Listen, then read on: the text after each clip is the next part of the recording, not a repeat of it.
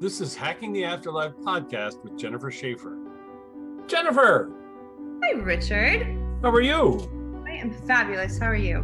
I'm so happy to see you in your hat. I love my hats. It is gorgeous. I love them. I love them. They're just fun.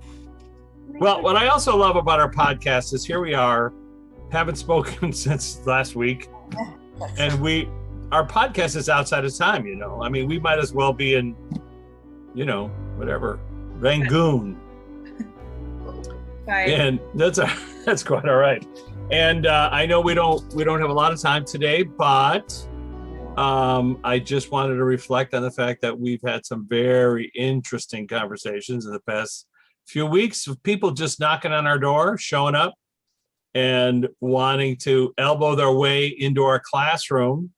Always, it seems like. Always. And but first things first, just to mention our friend Luana Anders, who's on the flip side, who helps assist us with our guest list, whoever wants to talk to us. Go ahead. Just wanted to see if Lou was around, if she wants to bring out the list. Okay, this is much better, isn't it? Oh yeah, your voice has changed. Yes, much deeper now. All right, so Lou, It's much deeper now. Lou, what have you got for us? Why are you saying that? Okay, were you hold on a second. Is there why she's are you editing? Okay, you already told me this. But she's mentioning editing. She first made me feel blue suede shoes, which can go into a ton of different directions. And then I feel like she's mentioning, hold on. She's mentioning the fact that you're editing. Hold on. That's correct. And if we want to break it down. She's okay. She said they'll do the editing. You just have to keep asking questions about it. Okay, very good. Close a door. Okay, very good. Yes. And as Jennifer has disappeared from view, I will tell the audience listening in that what Luana is referring to, those two things, blue suede shoes, that is a chapter in the book I'm editing right now. Literally, the chapter. I did not know. Yeah, I know what the chapter opens up with a photograph of blue suede shoes. And so she's pointing out that what I'm editing, which is not like film editing, it's literary editing. Okay, and just for the audience, now I'm talking over him again. Just for the audience to know, when we got it, we never plan anything, as you guys know. I'm looking at my little book, my little notebook, clipboard my version of a clipboard. And he said he was editing a book, but I had no idea about blue suede shoes. I'm just thinking it was blue suede shoes because I was at Elvis, then there was so many others saying, anyways. Well, so and we've talked about this process quite a bit, which is Jennifer's getting a visual or an image. And I've talked to many people who are confused about images they get and they want to know about them. Or, right. And the idea is you're trying to translate the image. So somebody else might have said, oh, blue suede shoes, she needs to go shopping. She needs to buy some clothes. Somebody else might have said something else. But in this case, it's a reference to something I've put together. One of the chapters of this book is called Blue Suede Shoes. And what she's saying is, and now the next thing that she's saying is, when you're editing, when you're talking to people on the other side, they're helping you converse. So you think to yourself, well, I got a question for you. And they'll say, well, I gave you the question to ask me. So go ahead, Lou. What else? That is so interesting. That's fascinating. I'm always fascinated by this work, by the way. Oh, me too. Can I tell you a little something that happened? So I did something yesterday. I read a family last night. And I'm sure they're not going to mind me saying this particular part of it. This guy came in, and it was this person's husband who passed away suddenly. And his name's Alan, actually. His name's Alan. He came in. He's actually famous in Hollywood, believe it or not, for sound. He's one of the top 4 sound people in Hollywood that passed away recently. Anyway, that means nothing. But he came through, and she's just like, he's saying that there's something about a ring, and she goes, yes, I don't know where. She goes, yes, the ring is, I'm like, it's his ring. She goes, yeah, it's lost. She goes, I don't know where it is. And I'm like, okay.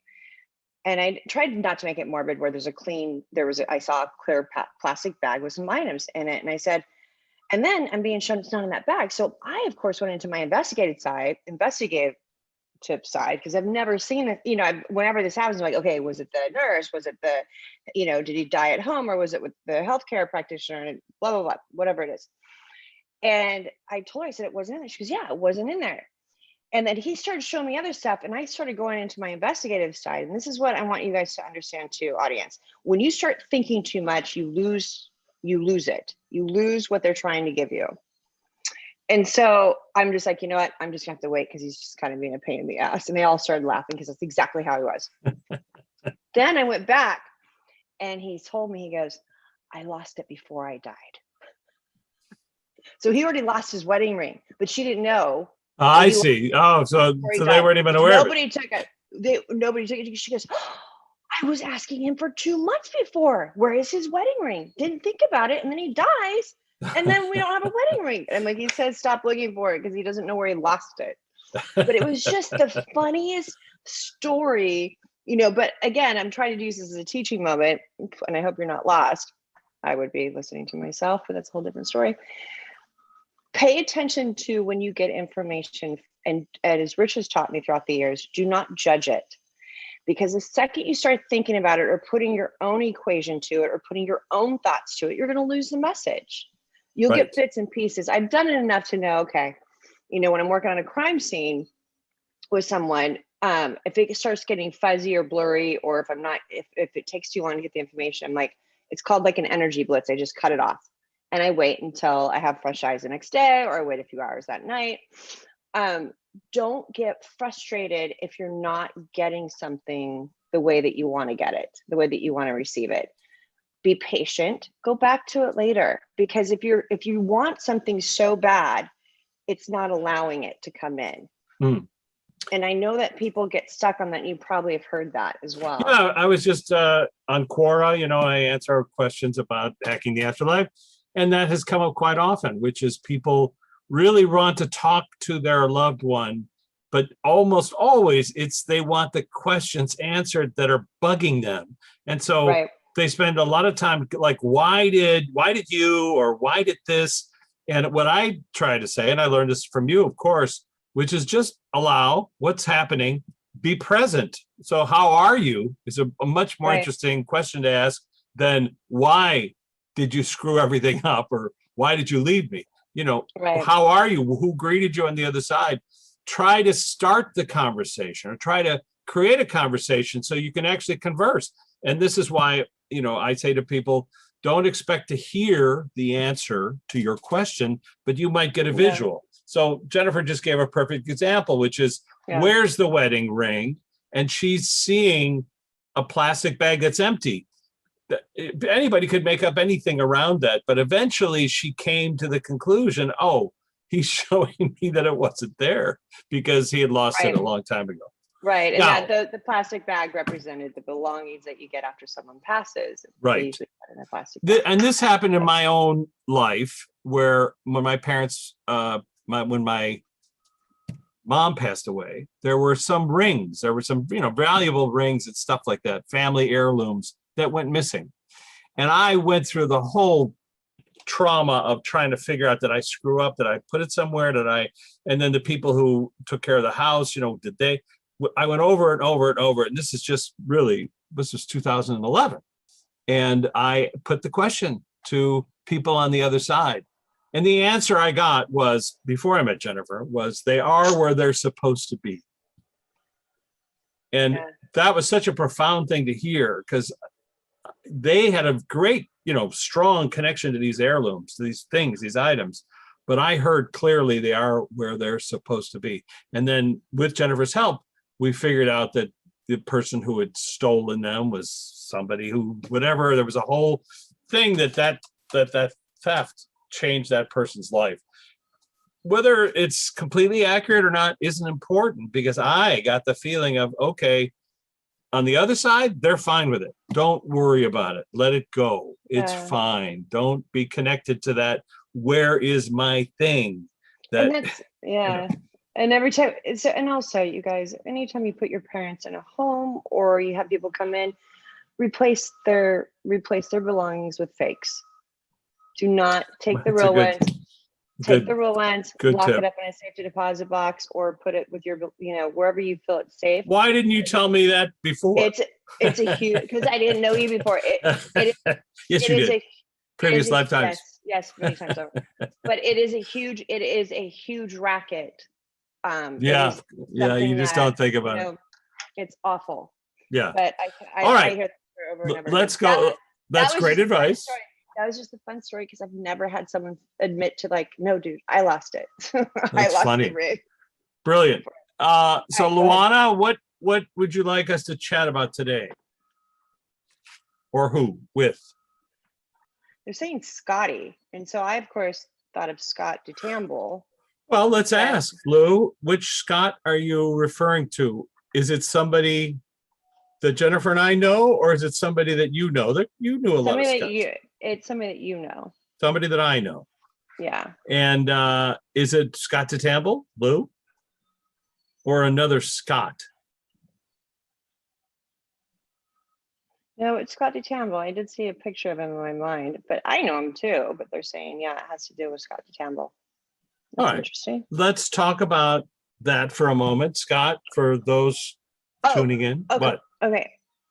Before it goes away, they're saying that you've talked to him about his process. Yeah. Okay. And this was, I don't know if it was a few months ago that you did. Well, it's in the Or- film Hacking the Afterlife.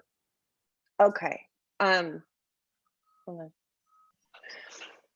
He's saying that Scott's doing really well because of that movie, but also because of what you guys did, or because of the content. Does that make Okay, sense to you? let's talk about that a little bit, because we sometimes talk about process here, and Lou, if Right. that's what you want to chat about, and the process meaning accessing the flip side.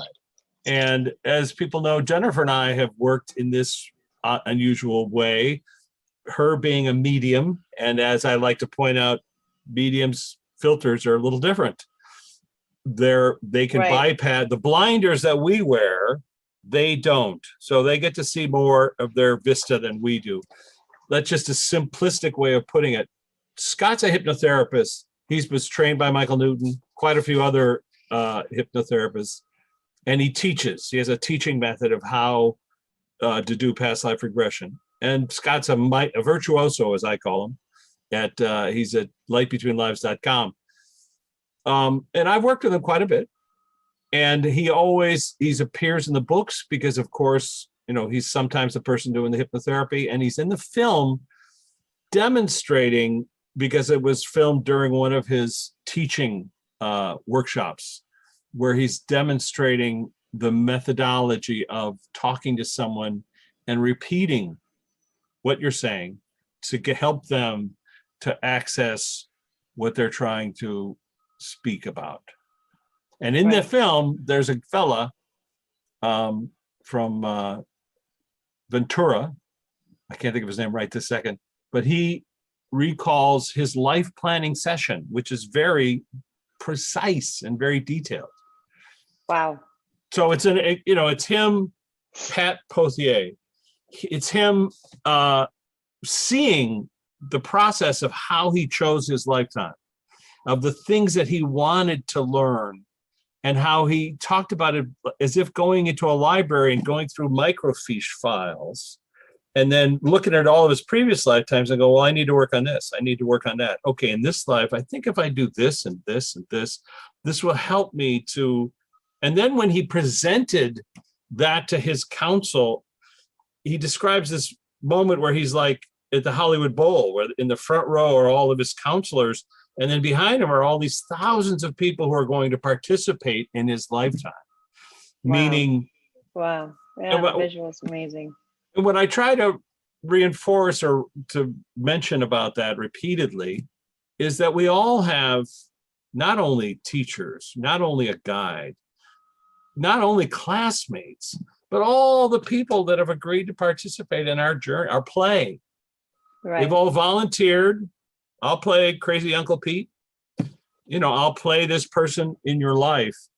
And we come here and we think, oh, we're by ourselves. We're born alone. We die alone. I mean, that's what people say. We've heard it. And unfortunately, that's not the case. We're tethered to them at all times.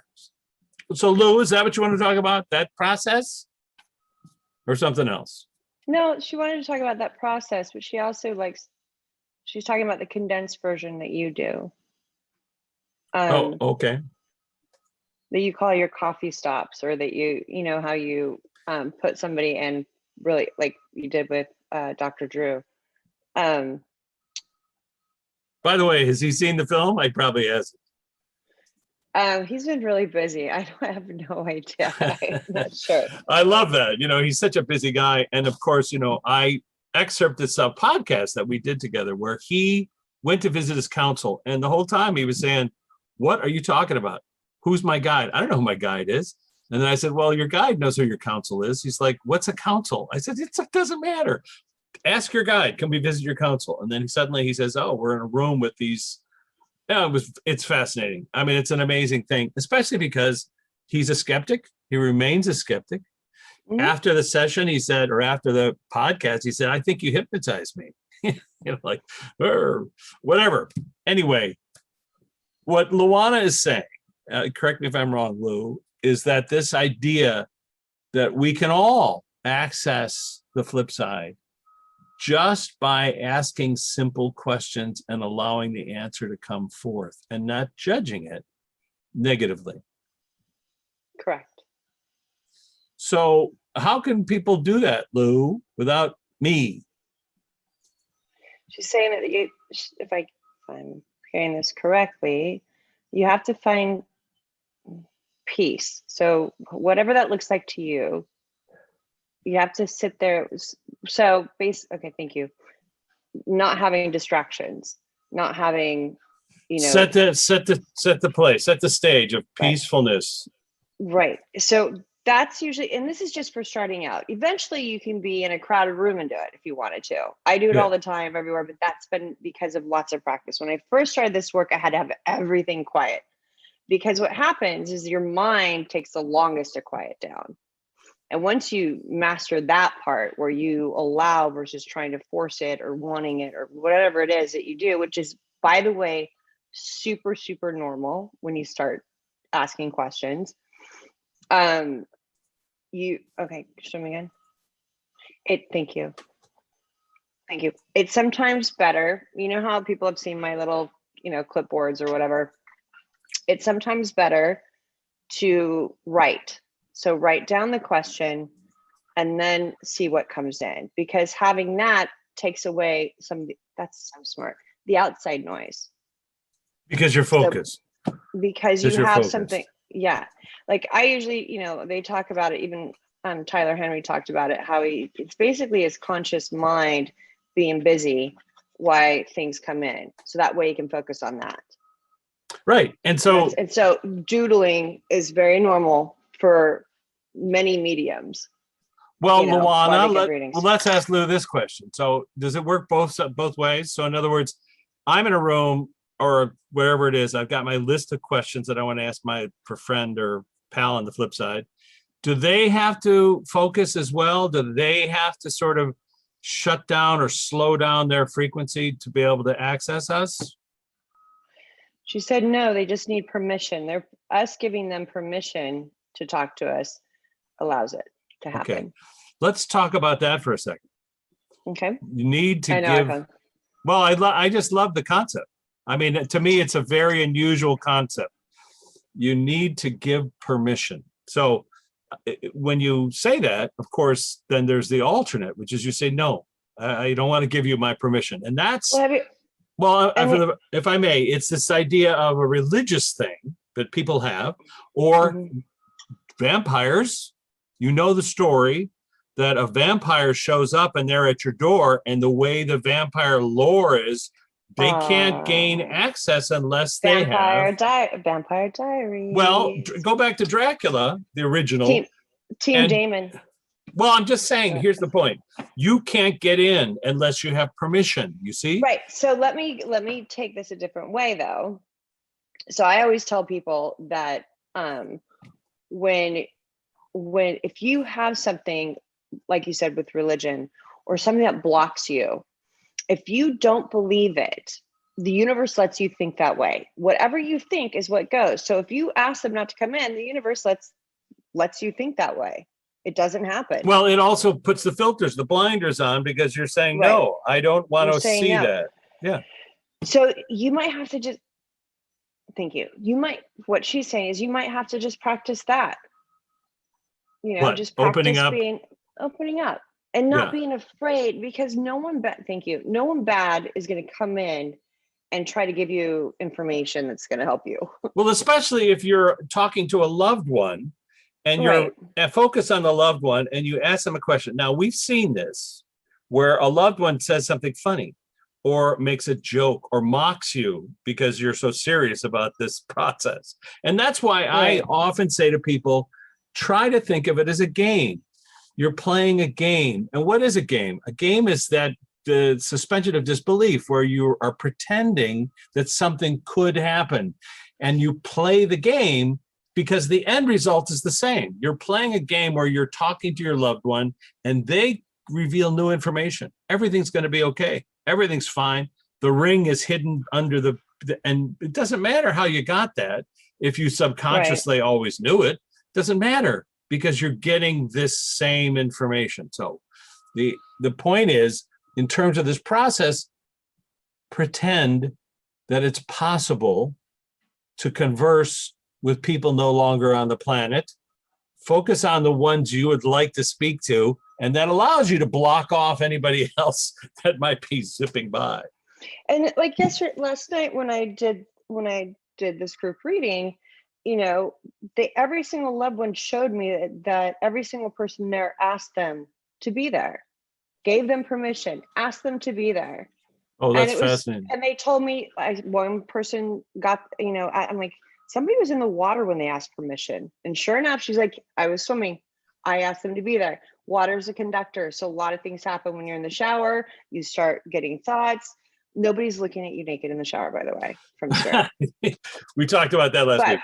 Anthony Bourdain, shower. Anthony Bourdain, shower. But everybody else had a different place. And that's what I was able to validate when they asked, you know, the people to come over. And that's what's it's fascinating. They really are there. They're really showing you, you know, it might take some, you know, what I do is I validate what people usually already know. Yeah, but I just want to be clear, Luana, in this process, what you're saying, number one, give permission. Give permission for them to come forth and talk to you. That's important. And to allow. What are you looking at off camera, ma'am? No, I wasn't even looking at anything. I actually was listening in to what she was saying. What's she saying? That's all right. She was, what was your question again? Damn it, you just made me. No, what I was saying was, number one, give permission. Yes. People don't think of it that way. Right. I'm saying pretend, but she's saying give permission for them to come forward. Give permission because what it does is it then takes the filters away, like you said. Okay, and so then once you give permission, what I try to point, and Lou, correct me if I'm wrong, but the idea of not to ask questions that you've got a burning desire and a vested interest in the outcome. Ask questions that are generic and simple. Yeah. So for instance, I asked a question to my dad. I'm asking my dad, who's no longer on the planet, to be there with my son, who's in Minnesota right now, doing these a few excursions. And he told him, like, how is he doing? And it terrifies me because I do have a vested interest in how my son's doing, but I can't tell you, my dad showed me a picture of him with just smiles. And then I still didn't believe it. I'm like, so he's doing okay, you know, but I was getting this comfort, and I do feel that my son is doing well. Well, that's a perfect example, because you're asking somebody on the other side to give you access to new information that they can observe, but you cannot. Right. And doing so allows you at least to write down, I'm seeing you smiling. And then you can ask when they come back. You can say, this happened to me when I was in Tibet. I had learned a little bit about this research, not this, but something, the idea of the consciousness might be able to be accessed from distances. And I used to do an experiment. My daughter was, at the time, I think she was 2, 1.5, something like that. And I would, while I was in my tent on Mount Kailash, I would put a mental image in her mind, imagine, pretend, and say, poke mommy in the back and tell her I love her, just to see, is it possible? And I'd focus on it. I'd imagine them, pretend. And then the next day or a couple days later, I get off of Mount Kailash and I go to an internet cafe and I write to my wife and I said, did anything weird happen? And then I kid you not, she said, our daughter poked me in the back and said, Daddy loves you. I mean, literally that phone call that I made with my mind. And I've heard that distance helps, the further away. It does. I make sure, for instance, I have a picture of my son on my phone, and I have a picture of my son on my phone. Every time I look at it, I try to see if, I try to check in on him, because technically I can see if he's, well, come on, your mom's a medium, please. I know. But I always like reassurance. So that's why I asked my dad, and my dad shows me different pictures that I haven't seen. So that being said, but it really is powerful. We've talked about this before. Your thoughts are very, very powerful. Your feelings are very, very powerful. You connect with your heart. Your heart's a cell phone. I tell everybody this because you've told me this, Rich. A while back, when you connect with your heart, after you give them permission to, please be here, they're there. Like before I read a whole audience, I ask for their loved ones to be there. I even ask for their loved ones to be there. And please allow me to be a vessel, or please allow me to interpret correctly what they want to convey. Brilliant. And Jennifer, I've been doing this for 6 years. And of course, we've only been doing the podcast for a year. But every time I'd go to her office, on the way there, I would do a mental checklist, which was to say, okay, who do I want to interview today? I'd say their name aloud, not knowing if I could speak to whoever it was, Paul Allen or, whoever it was that I was trying to access. And on the way there, I'd say, and you guys, if you can't help with this. And I kid you not, it's footage, because I'd sit down, turn the camera on, and she'd say, Paul Allen's here. Or whoever it was that I had, Robert Kennedy Jr. showed up that way. And so did Maverick. Showed up that way. And how Morton. Can it, Morton. And Morton, Michael Newton, but how could that be other than what we're talking about, which is we all have the ability to speak to our loved ones on the flip side, all of us without exception. And if you allow that it's possible, you can do so and pull them in. Now, can you ask them for lottery numbers? Yeah, you can ask them, but they usually laugh when you ask. You did win $1. The only time you've asked for lottery numbers, you did win $1. But yeah, it's true. No, Jennifer, I've thought about this a lot, because some of the best readings have been the ones that I've gifted people, and you tend to wonder, is it because of the fear when you're getting paid for it? Does that come into play? Or and it crossed over to the lot, like anybody that thinks they understand how mediumship or being intuitive works, they're like, well, you should be a gazillionaire because you should have won the lottery, or you'd be able to. I'm like, it just doesn't work that way. Believe me, it has been documented. There's been mediums that have won and been, or they've sued the person that they gave the numbers to and they won. And, there's been documentation. Really? Oh, that's hilarious. But I think it comes to I don't know if it's the pressure. I'm just not sure. I think it's also an interesting thing, part of process, which is, again, attaching emotion to your question.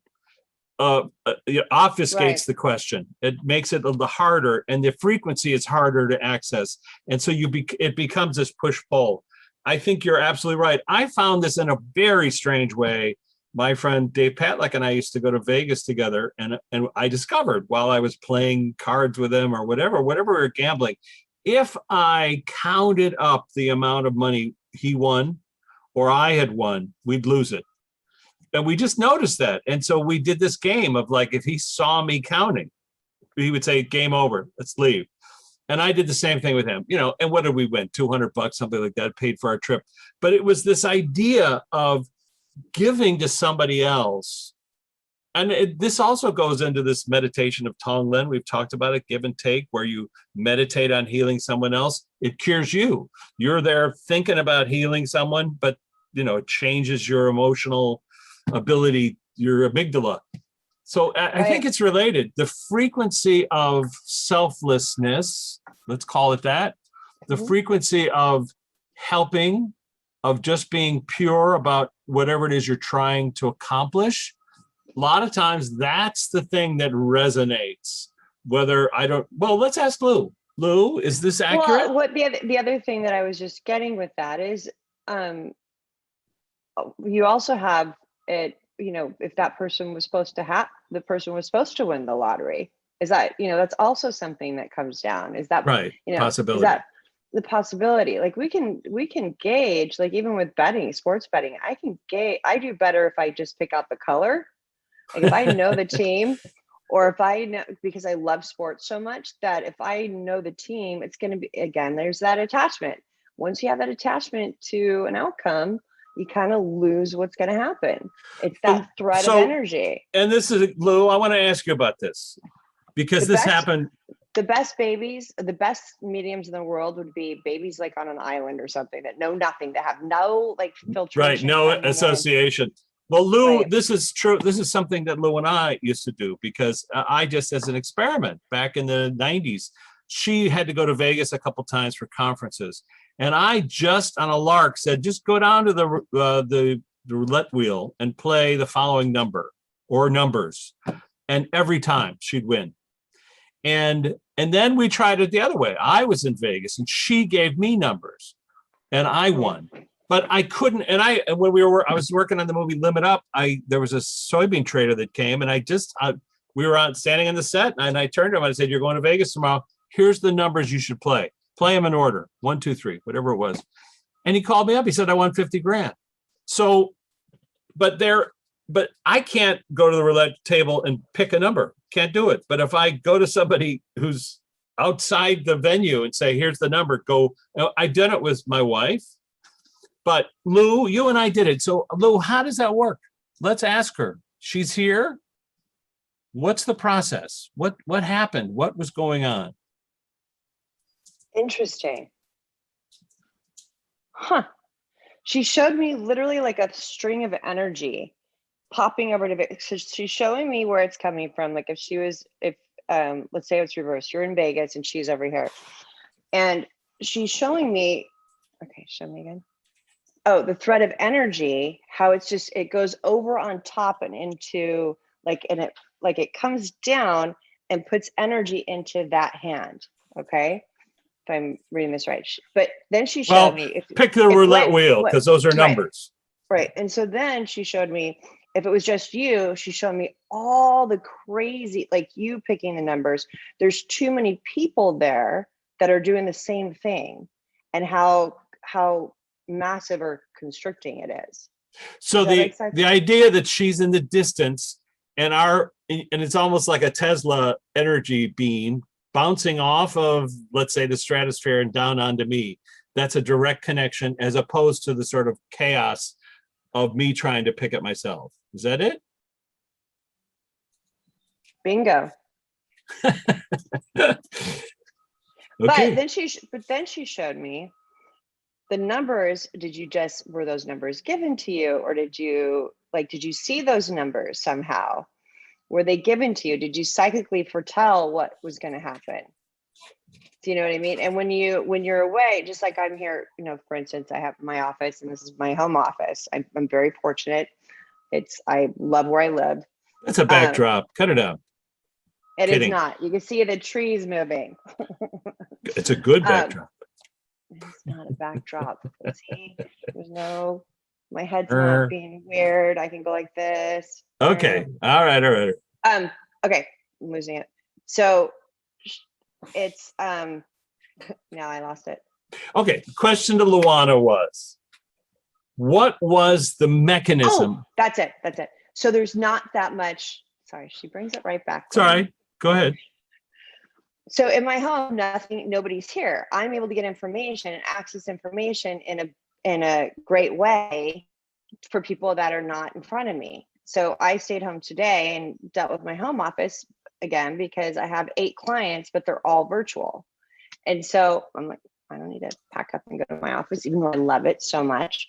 But it's a quiet space. And then it brings back, thank you. It brings it back to how they said initially, have a quiet space when you're talking to spirit. Initially, what she said earlier, which is create the quiet space so that you can, and it puts the cacophony of frequency outside of wherever it is, Right. what you're trying to do. Well, I'm like, how do I do that outside? How do I do that with audience readings, with all of that? But they're all there for the same thing. Never mind. Well, it's also your focus. And right. And it's years worth of practice, but she's saying that you're there for all the same reason. All the loved ones are there. I see. Yeah. Everyone's there for the same reason. And it also relates to working with Scott DeTamble, where he puts on this music, he's got these musical things, and it helps set you in that kind of atmosphere of being able to, access the flip side. Okay, Lou, anybody else? Anything else? Sorry. I know that's all right.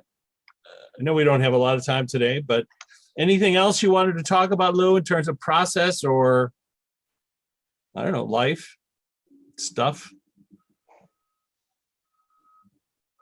She said, hurry up the book. Hurry up. Hurry up. Hurry up. And don't forget to ask questions to them. Right. I'll help you edit. She also said that, for the end of the book, which you can give me at any time, what would the reviews be from them? Oh, that's funny. We'll do that again. Like we did, she just showed me when I did that before. And she said that both of us, if we wanted to play a game, could both do it, the reviews. Even though you might have an attachment to it, but do the reviews. Oh no! Listen, for the audience, it's hilarious. After Jennifer and I met, and I put this book together called Hacking the Afterlife. We did this thing of, just as a joke, I said, well, let's ask the people who are in the book if they'll give us a blurb, to put on the cover of the book.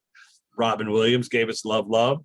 Prince gave us something about jumping off a cliff, that like jumping off a piano, jumping off a cliff, jumping off a page, that the concepts on the page took you into the universe, whatever. Anyway, they were all very unique and very insightful for the person that we asked those questions about.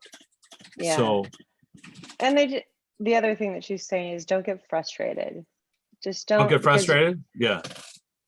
Because you lose the information and it lessens how you feel later.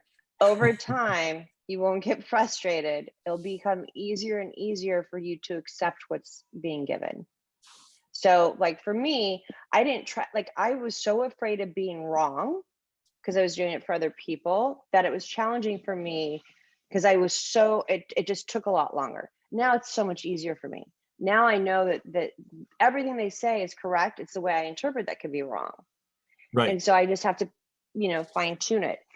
But frustration comes with doing anything that's new or anything that's outside your comfort zone. And once you get used to it, even get your friends involved like that. You call your friends for advice. It's very similar to ask for advice from your loved ones above. So like connecting to them and not only opening yourself up to the possibility they exist, but also asking for help. Help me in this. Help me in this and show me signs that you are. Very good. All right. Those, I know you got to go, but But Lou, thank you so much. So this was more about process today than about anything else. And we love that because it allows us and helps people out there in the world who want to do this on their own, who Yes. for whatever reason can't find a medium or a hypnotherapist. Right. And we're trying to Right. help people show that they can do that. What are you thinking about? No, it's just sorry. I was just thinking about they were just showing me all of the things that when I give information, how it uplifts to me, even if the information is not for myself. And so when you do it for yourself, even, you're not going to get someone that's going to give you, again, don't ask if you should get a divorce or break up with someone. Maybe you should go see a therapist, but you can ask them to help you with whatever decision you have made. Very good. Does that Help make sense? totally makes sense. Asking Yeah. for help. It's a prayer. Somebody asked me real quick, asked me the other day about prayer. Prayer is usually a one-person thing. This is a conversation. So just allow that you can ask for help and ask them. Thank you, Lou. Thank you, Thank you. Jennifer. Thank you for your talents. We appreciate it. And we will Love catch you. Love you. Catch you on the flip side. Bye. This has been Hacking the Afterlife podcast with Jennifer Schaefer. For more information, jenniferschaefer.com, martinizone.com, or richmartini.com. Hacking the Afterlife documentary is available on Gaia.com via Amazon Prime.